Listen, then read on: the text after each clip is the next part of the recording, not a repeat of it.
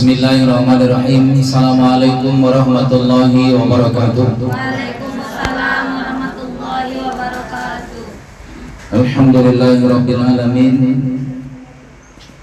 Nahmaduhu wa nasta'inuhu wa nastaghfiruh wa na'udzu billahi min shururi anfusina wa min sayyiati a'malina.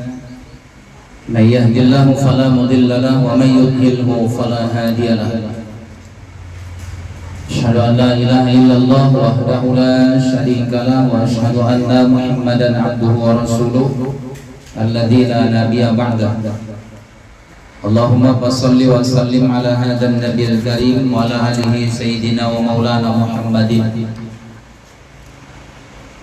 Bersyukur kita kepada Allah Subhanahu wa taala, kita dapat bertemu, berkumpul bersama di majelis ilmu ini.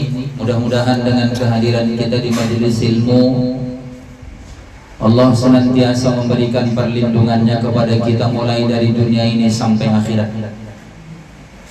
Allah melimpahkan rahmat kasih sayangnya dan senantiasa pula membukakan pintu-pintu amal soleh buat kita, agar kita terus dapat beramal sampai akhir hayat, agar kita terus dinilai ibadah sampai dengan akhir hayat kita, dan hidup kita senantiasa diberkahi oleh Allah Subhanahu wa taala. Amin.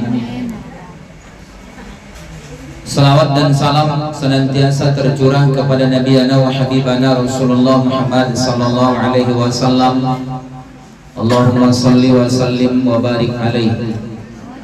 Semoga kita dapat istiqomah dalam melaksanakan sunnah-sunnah Nabi dan berselawat kepada Rasulullah sallallahu alaihi wasallam sebagai wujud kecintaan kita kepada Nabi. Dikatakan Allah dalam surah An-Nisa ayat ke-69 itu, faulaika ma'alladzi an'ama Allah. Jadi siapa yang mengikuti, mentaati Allah, mengikuti Nabi, maka mereka itu akan bersama dengan orang-orang yang diberi nikmat oleh Allah. Nanti kita akan lihat siapa yang dikasih nikmat itu. Jadi tadi masih ada waktunya, Ustaz. Saya mengikuti Nabi dengan mengerjakan sunnah-sunnahnya. Semua amal yang kita kerjakan kalau dia ringan, Bu, pahalanya kecil. Tapi kalau ibadah itu dikerjakan berat, kemudian butuh pengorbanan besar, perjuangan yang hebat, nilainya besar. Ibu lihat antara sholat duha dengan sholat tahajud. Sholat duha semua orang hampir bisa mengerjakannya karena orang udah bangun. Sekarang tinggal tergantung kita jam mau tidak. Sholat tahajud berat. Kenapa berat? Karena orang tidur. Kita harus bangun di tengah orang tidur. Bukan cuma sedang tidur, Ustaz, itu malam gelap. Serem, Ustaz. Iya.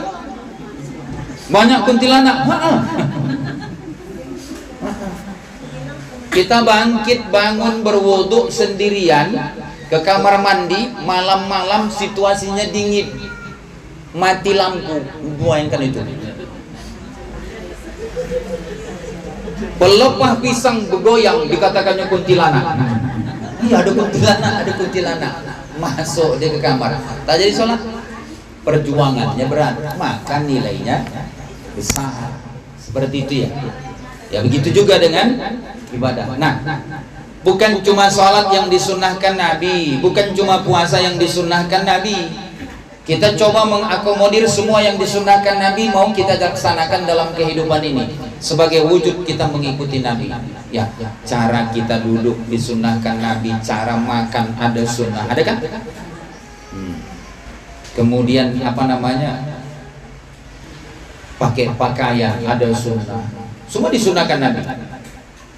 Kemudian naik motor, kemudian berangkat ketika melangkahkan kaki dari rumah.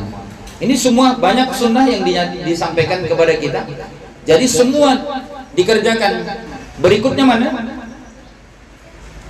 Orang yang mengikuti Nabi adalah orang yang mewujudkan kecintaannya kepada Nabi. Bagaimana mewujudkan kecintaan kita kepada Nabi?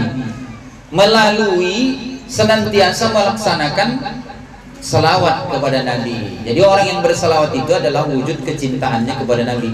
Jadi berselawat itu bukan cuma karena kita diundang selawatan, dan kita menteladani kepribadian Nabi, mencontoh akhlak Nabi. Suka sekali memuji temannya, tulus, bukan ngejek. Kita memang ngomong tapi ngejek, dia enggak, tulus. Dia bilang, kamu cantik kali, benar, sungguh cantik. Ku tengok alis kamu kayak semut beriring. Sementara dia nggak punya alis. Ini bohong. Nabi suka memuji temannya dan dilakukan Nabi benar. Itulah akhlak mulia. Jadi kita tidak pernah melakukan hal yang menyakitkan hati orang. Jadi itu bahagian dari harus kita teladani dari Nabi ya. Itu yang dimaksudkan dengan mencontoh kepribadian Nabi. Jadi dengan 3 cara tadi kita mengikuti Nabi, melaksanakan ajaran-ajarannya, mengerjakan sunnah-sunnahnya, kemudian mewujudkan kecintaan kepadanya dengan senantiasa berselawat dan menteladani akhlak kepribadian Rasulullah sallallahu alaihi wasallam. Nah, ibu jamaah yang dimuliakan oleh Allah. Lalu kemudian apa yang dinyatakan Allah di dalam Al-Quran? Kita lihat kesuksesan Nabi ya. Karena memang akidah dan ibadah Nabi kuat. Tanyalah sama kita, akidah kita kuat atau tidak? Ibadah kita kuat atau tidak? Banyak orang yang akidahnya miring, Bu. Ngomong dia yakin kepada Allah, tapi ketika ada sesuatu dia tanya kepada dukun. Oh, ini orang yang miring, ya benar.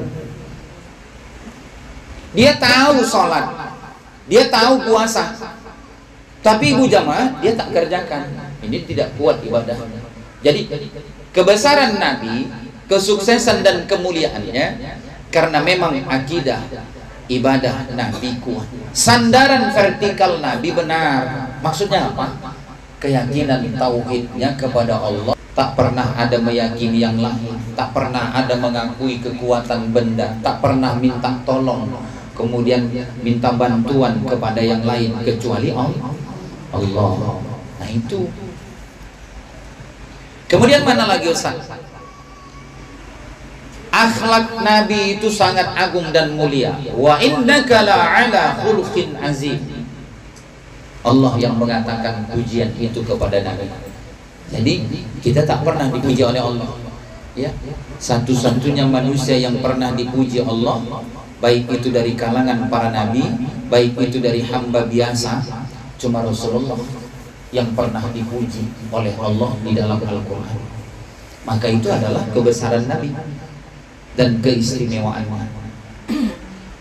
Lalu yang menjadi pertanyaan buat kita apa? Bisakah kita memperoleh seperti apa yang didapatkan oleh Rasulullah sallallahu alaihi wasallam, agar kita bisa terhindar dari kesulitan, agar kita dimudahkan dalam semua urusan, agar kita dianugerahkan kebahagiaan dan kemuliaan? Bisa, Bu. Caranya bagaimana? Dalam Islam ini ikutilah Nabi. Makanya dikatakan Allah dalam surah An-Nisa ayat 69 itu mana? Kata Allah dengan wa may yuti'illaha war rasul, siapa saja yang mentaati Allah dan Rasulnya. Mentaati Allah dan Rasulnya itu seperti apa? Itu yang kita bilang tadi, hidupnya dipenuhi dengan ibadah. Jadi kata Allah dengan faulaika ma'al ladzi an'ama Allah, mereka itulah yang akan ditempatkan sama dengan orang-orang yang diberi nikmat oleh Allah. Jadi ada orang-orang yang dikasih Allah kenikmatan ini, ibu jamaah, orang yang sebelum kita. Jadi kita ngikutinya, kita bisa mengikutinya. Mereka diberi nikmat bisa beribadah kuat sampai mati. Itu kan orang terdahulu begitu. Para sahabat ibu lihat matinya sedang ibadah. Itu nikmat. Kalau kita mentaati Allah Rasulnya, mengikuti Nabi, begitu juga kita dapat mati dalam keadaan sedang beribadah. Kemudian sampai mati tetap beramal. Orang yang mengikuti perintah Nabi, maka disamakanlah mereka dengan orang-orang yang diberi nikmat oleh Allah sebelumnya. Nah, itu yang kita dapatkan. Lalu kemudian pertanyaannya begini, orang-orang terdahulu yang diberi nikmat itu siapa sih Ustaz? Siapa sih orang yang telah dikasih Allah? An'amallah itu, yang diberi nikmat oleh Allah itu. Alaihim minan nabiyyin, kata Allah. Lanjutan ayat ini, mereka itulah dikatakan Allah para nabi. Mereka ini adalah utusan Allah. Mereka ini diberi tugas menyampaikan risalah. Mereka ini membawa pesan-pesan Allah. Siapa yang membangkang, siapa yang menentangnya, dikasih risiko sama Allah. Coba lihat, ketika mereka tidak mau mengerjakan suruhan Allah, mereka membangkang apa yang diperintahkan oleh Nabi, maka dikasih oleh Allah atas Nabi yang sudah diutus Allah menjadi penyampai risalah, agar umat ini yang bengkok jadi lurus, yang salah jadi benar, yang kemudian masuk neraka bisa jadi masuk ke dalam surga. Mereka tantang itu, tidak mau mereka mengerjakannya, tak mau mereka melaksanakan perintahnya. Maka ketika mereka menantangnya, Allah marah. Aku sudah kirim utusan, tapi kalian lawan utusan itu. Kalian tak kerjakan apa yang diperintahkannya. Dihantam Allah. Dengan cara bagaimana? Dibuat Allah banjir menenggelamkan kaum Nabi Nuh alaihissalam. Ini akibat menantang Nabi. Tenggelam. Kemudian yang kedua, wasiddiqin. Siapa lagi orang yang diberikan nikmat oleh Allah Subhanahu wa taala dengan an'amallah itu, dengan kenikmatan dari Allah? Kata Allah adalah orang-orang yang para pencinta kebenaran. Para pencinta kebenaran itu siapa? Orang-orang yang melaksanakan amar ma'ruf nahi mungkar. Kalau dia lihat ada kemungkaran, oh dia berantas. Orang-orang yang berbuat ma'ruf nahi munkar. Nah, ini tadi ada orang ke masjid, diajak orang rame-rame ke masjid. Ada orang mau baca Quran, diajak orang rame-rame baca Quran. Ada orang ikut wirid, dibawa rame-rame orang ikut wirid. Karena itu adalah ma'ruf, itu adalah kebaikan. Jadi makanya orang yang akan bersama-sama dengan Nabi nanti di akhirat, as-siddiqin, orang-orang yang menjadi para pencinta kebenaran. Berikutnya kata Allah dalam ayat itu bagaimana? Syuhada. Orang-orang yang diberi nikmat itu adalah orang-orang yang mati syahid. Orang yang berjuang di medan tempur mempertahankan akidah Islam. Nilai jihad kita adalah mempertahankan ibadah di diri kita. Ya, kita tetap melaksanakan ibadah sebagai tanggung jawab. Tidak pernah meremehkan waktunya, tak pernah meremehkan tempatnya. Itu adalah orang jihad di dalam agama Allah. Allah berikan nikmatnya itu kepada alaihim minad nabiyyin was-siddiqin wasyuhada'i was-salihin. Baru orang-orang soleh. Tadi habis syuhada, orang yang mati syahid. Baru berikutnya kata Allah, nikmat an'amallah diberikanlah kepada orang-orang saleh. Siapa yang mengikuti Nabi, siapa yang mentaati Allah Rasulnya, maka ini akan bersama-sama dengan mereka. Subhanallah. Orang saleh bukan mesti dia orang kaya, bukan mesti dia keturunan raja, bukan mesti dia orang berada. Orang soleh itu siapa saja bisa. Maka ini peluang buat kita besar, ya. Orang soleh itu siapa sih Ustaz? Orang soleh itu adalah orang-orang soleh lahirnya, soleh batinnya. Itu orang taat, Bu. Orang yang patuh. Jadi kalau dilarang oleh Allah, dia tinggalkan larangan itu. Kalau disuruh oleh Allah, dia kerjakan suruhan itu. Itu orang soleh.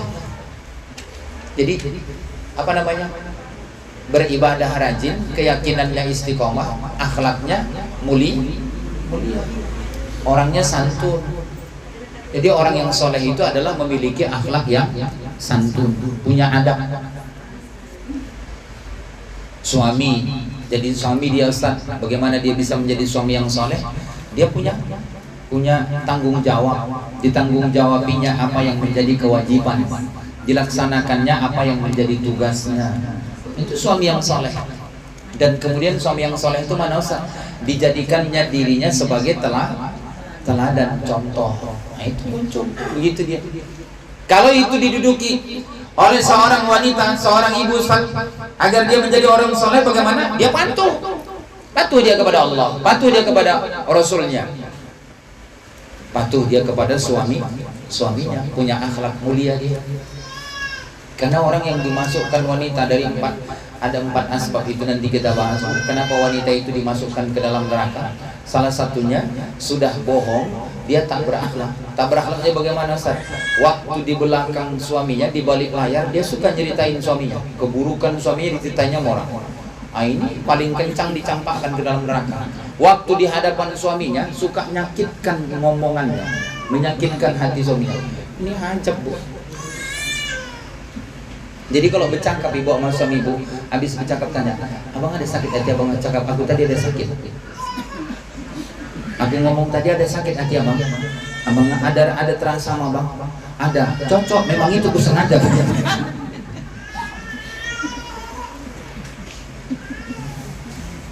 Tanya ibu. Kalau sakit kali rasaku, kata suami, aku minta maaf. Karena itu yang mencampakkan ke dalam neraka.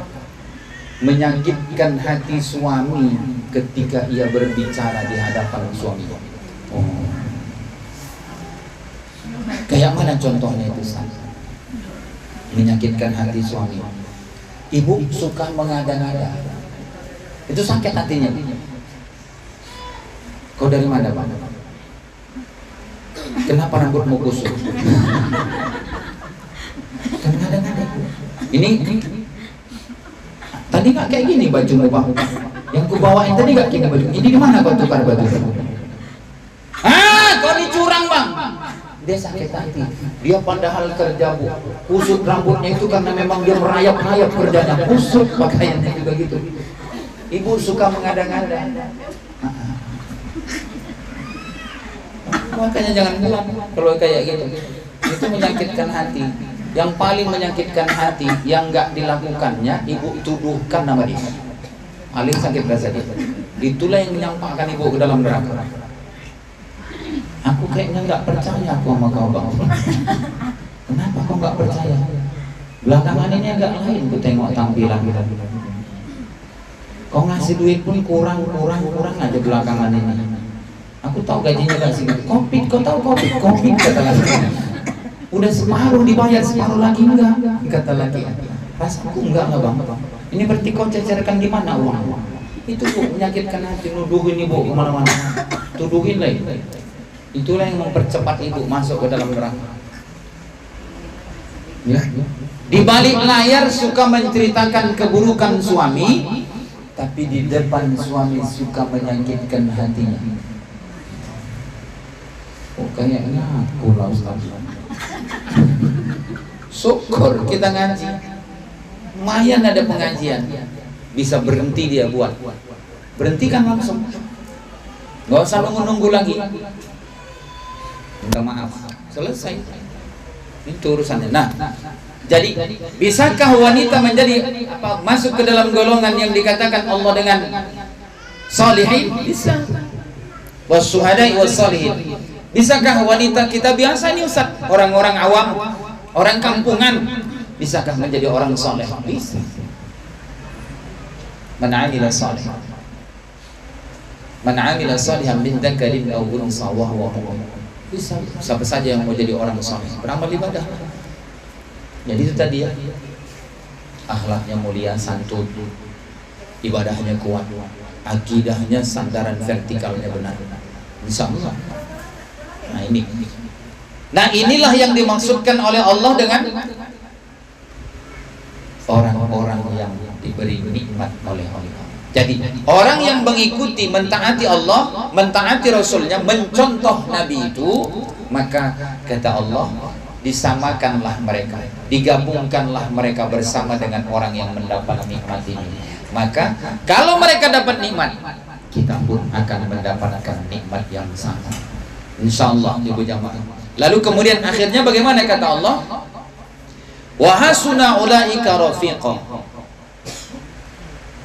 Mereka itulah sebenarnya teman terbaik kita dalam kehidupan. Jadi teman terbaik itu bukan orang kaya. Teman terbaik itu adalah minan nabiyyin, para nabi. Teman terbaik itu siapa? Wasiddiqin, orang-orang yang para pencinta kebenaran. Teman terbaik itu wasyuhada, orang yang mati syahid. Teman terbaik kita itu adalah minas sholihin, orang-orang saleh. Itu sebenarnya teman terbaik kita. Nah, maka ibu jamaah yang dimuliakan oleh Allah, kita bisa mendapatkan apa yang mereka dapatkan dengan cara mentaati Allah dan Rasul. Insya Allah apa yang kita lakukan, salah satu yang mau kita ikuti bulan Zulhijjah ini apa Ustaz? Kata Allah di dalam Al-Quran, lan tanalul birra hatta tunfiqu mimma tuhibbun wa ma tunfiqu min syai'in fa innallaha bihi alim. Tidak akan sempurna kebajikan seseorang di dunia ini, seberapa lama pun dia hidup, seberapa banyak kehebatannya, tidak akan sempurna kata Allah kebajikan yang dikerjakannya sampai ia melakukan wujud pengorbanan kepada Allah Subhanahu wa Ta'ala. Inilah Zulhijjah. Pengorbanan yang terbesar mau kita kasihkan kepada Allah mana? Haji. Enggak berangkat Ustaz tahun ini. Mudah. Enggak daftar saya haji Ustaz. Ya enggak mungkin berangkat orang enggak daftar. Lalu apa yang saya bisa lakukan? Kalau tidak haji, pengorbanan mana lagi? Biar sempurna kebajikan aku ini Ustaz. Kata Allah, dengan mengerjakan ibadah lain, udhiyah, pengorbanan, dengan mengorbankan harta kita untuk ikut di dalam berkorban. Itu orang yang luar biasa. Orang yang berkorban itu adalah orang yang bisa ikhlas, rela hartanya dikorbankan untuk Allah. 2 juta itu duit, itu bukan daun. Orang yang berjiwa duniawi, orang yang berkompetisi dengan kepentingan dunia, dia nggak mau keluarkan duit 2 juta itu, rugi. Makanya gue tengok kalau ada berimpang dicari yang paling kecil. Mulai dicarinya 2.000, oh masih ada nggak yang 1.000? Carinya lagi balik, ada nggak yang gope? Udah gope, ada nggak yang tadi? Ada tuh, ada pulangan 200 rupiah, udah itu yang dikasih. Lihat ya, kan tanggung. Nah, itu pengorbanan yang kita lakukan. Makanya Nabi menyambut itu dengan bagaimana orang yang berkorban itu digugurkan dosanya seperti begitu disembelih hewan anam kurban itu, maka begitulah gugur dosa orang yang berkorban. Nah, ini kita masih ada waktu kan? Nggak bisa kita dengan onta nggak dapat kusat, udah lama aku nyarinya nggak dapat aku di sini, nggak ada lagi onta di sini. Carilah sapi, kerbau, nggak sanggup kerbau, cari kambing. Saya Ustaz nggak usah, saya nanti entok aja, nggak laku entok. Misalnya kan ibu korban dengan entok, nggak masuk itu dalam daftar an'am itu. Ya udah kambing, beli kambing korban tahun ini. Jadi nggak atas nama sendiri, nggak Ustaz, karena ini kurban keluarga, ini atas kakak akan diserahkan suaminya, ini kurban kami sekeluarga, saya dan anak-anak, istri dan anak-anak semua. Itu ya, dikasih berkah oleh Allah buat keluarga, berubah, suaminya jadi baik. Yang dulu ngomong kasar sekarang lembut, yang disuruh Pak sekarang malah ngusuin kaki ibu. Yang dulu bentak-bentak sekarang nggak ada lagi, suka senyum mama ibu. Kenapa kok gitu Ustaz, kok berubah? Orang stroke. Ya udah stroke, nggak bisa lagi lah. Ya tinggal pegang-pegang kaki yang bisa.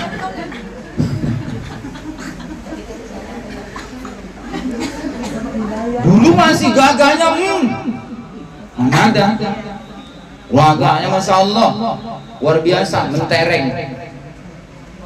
Jadi suami rupanya dibalikkan Allah, baru gitu ya. Makanya jangan lantang-lantang Bang. Kami beberapa kali pertemuan pengajian dengan Ustaz Samsudin Nur, ancamannya stroke. Serem ya. Nah itu hati-hati. Nah itu Bisakah orang dengan berkorban itu dirubah? Bisa. Allah merubahnya gitu ya, merubah menjadi rajin beramal, menjadi taat ibadah, kemudian semakin bagus akhlaknya, bisa gitu. Nggak sanggup haji kurban, nggak sanggup kurban Ustaz, puasa lah nanti. Nggak sanggup 9 hari, 8 hari. Nggak sanggup 8, 5. Nggak sanggup 5, 3. Nggak sanggup 3, 1. Nggak sanggup 1, mati. Geram aku. Besar badannya, nyoretin bulu matanya aja rasaku. Puasa males, nyoretin bibirnya kencang, wajunya gonta-ganti, kadang biru, kadang putih, kadang bunga-bunga. Puasa nggak pernah males. Jangan. Orang cuma 1 hari aja, hari Senin kok. Memang susah lah, pahit Bu. Orang minum kita enggak, orang makan kita enggak, orang kita puasa. Ya enggak apa-apa. Saya kalau puasa Ustaz, saya enggak mau keluar rumah. Bagus. Bagus, karena keluar bisa mengurangi nilai puasa. Dah, saya kalau puasa Ustaz, saya di rumah aja di dalam. Bagus gitu. Ya. Saya kalau puasa itu Ustaz, saya lemas saja badannya, saya geletak. Nggak apa-apa Bu, Ibu geletak aja nggak ada masalah. Bagaimana dengan puasa sunnah saya hari Senin Ustaz? Haruskah saya minta izin nama suami saya? Iya, Ibu minta izin karena itu puasa sunnah. Bang, ini puasa Arafah, yang ada kemarin. Bang, besok saya mau puasa sunnah hari Arafah. Nggak dengar. Bang,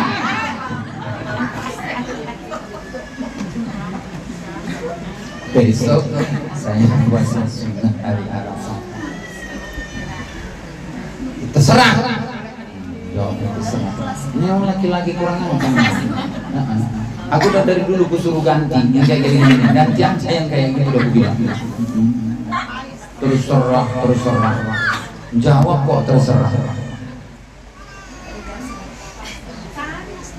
Sama Ibu, aku bikin wirid dia Bang, terserah. Aku ngadiri majelis taklim, terserah. Ini lagi-lagi nggak bagus, nggak bagus yang kayak gitu. Apa pula terserah? Harusnya jawabnya iya, saya dukung, saya doakan. Itu loh. Terserah. Itu terserah itu ujungnya nggak pala setuju. Udah tahu kita itu. Kalau terserah itu tanda tak setujunya. Cuma memperhalus bahasa aja. Setengah hati. Kita setengah mati dibuatnya kayak gitu. Itu ya. Jadi jangan. Kalau dia bilang, udah silakan. Saya pun ikut besok. Alhamdulillah Bang, ya Allah. Sampai mati kok nggak kutukar Bang. Alhamdulillah. Susah memang nyari kayak kau nih Bang ya, susah sekali ya.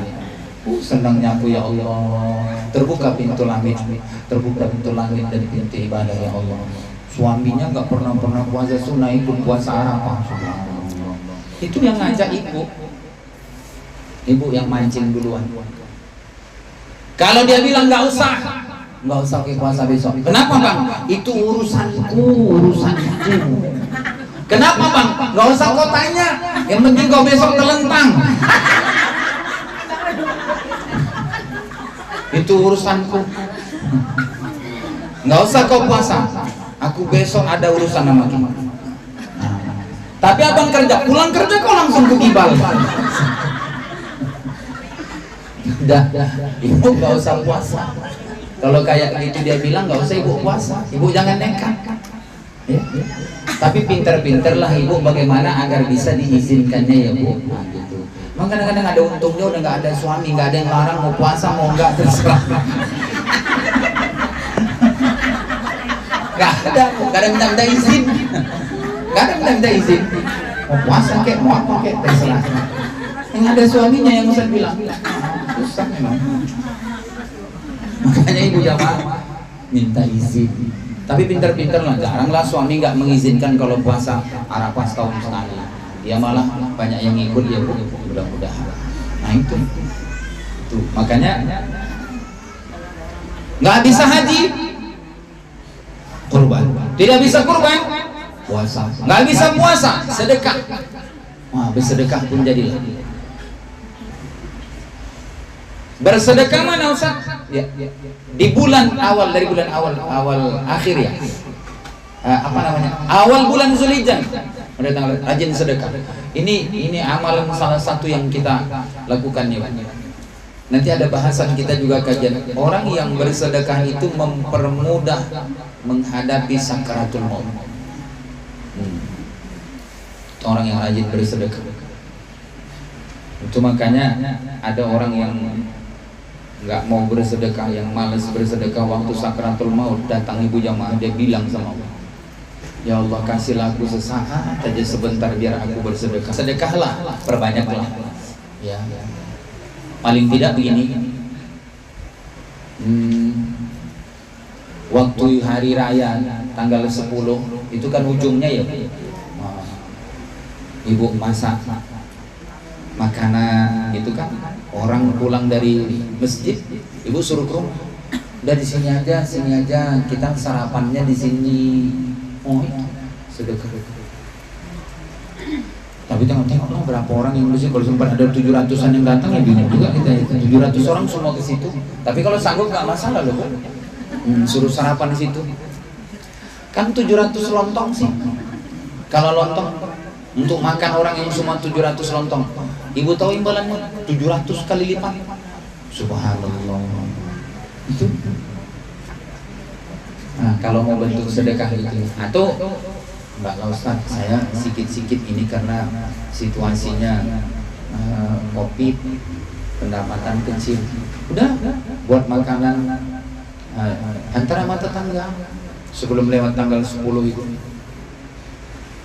Tanggal 9 ibu gak puasa, antarin buka puasa orang. Ibu haid, gitu kan?